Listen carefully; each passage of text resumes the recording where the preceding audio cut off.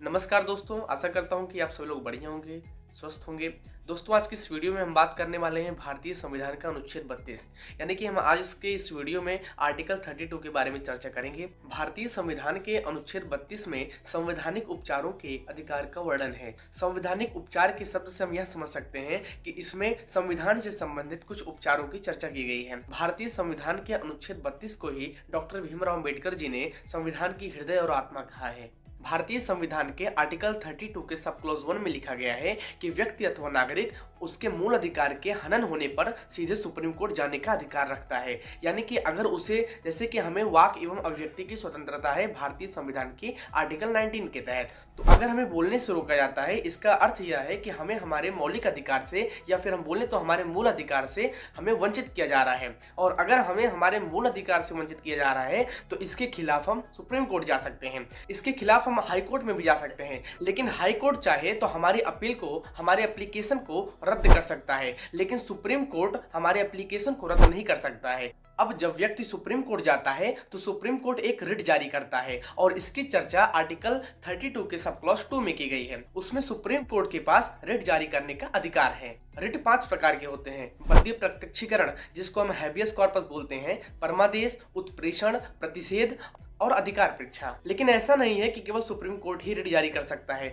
Writ संसद के द्वारा भी जारी हो सकता है, और यह भारतीय संविधान के आर्टिकल 32 के सब क्लॉज 3 में लिखा गया है कि संसद अगर चाहे तो वह अन्य न्यायालय को भी रिट जारी करने की शक्ति दे सकता है, लेकिन यह विशेष परिस्थितियों में ही होता है। अब सवाल यह आता है कि क्या हमारे मौलिक अधिकारों को हमसे छीना जा सकता है? तो इसके बारे में भारतीय संविधान का आर्टिकल 32 के सब क्लॉज 4 में लिखा गया है, यदि संविधान में प्रावधान नहीं है तो हमारे मौलिक अधिकारों को निलंबित नहीं किया जा सकता है।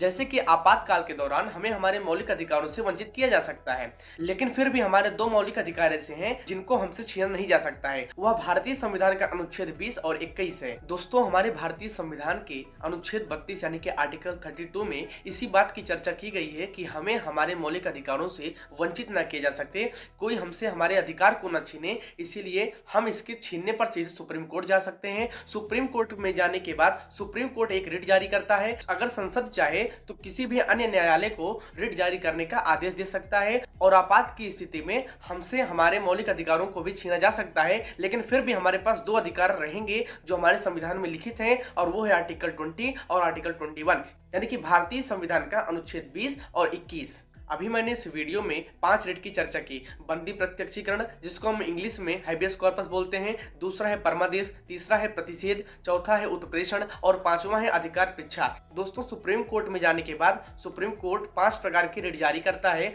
और ये 5 के नाम हो गए। इन 5 रिट के बारे में हम अपने अगले वीडियो में अच्छे से चर्चा करेंगे। इस वीडियो में बस इतना ही। तो दोस्तों, आशा करता हूँ कि आप लोगों को हमारा वीडियो अच्छा लगा होगा। अगर हमारा वीडियो आप लोग को अच्छा लगा है तो वीडियो को लाइक करके चैनल को सब्सक्राइब जरूर से जरूर कर दीजिएगा। धन्यवाद।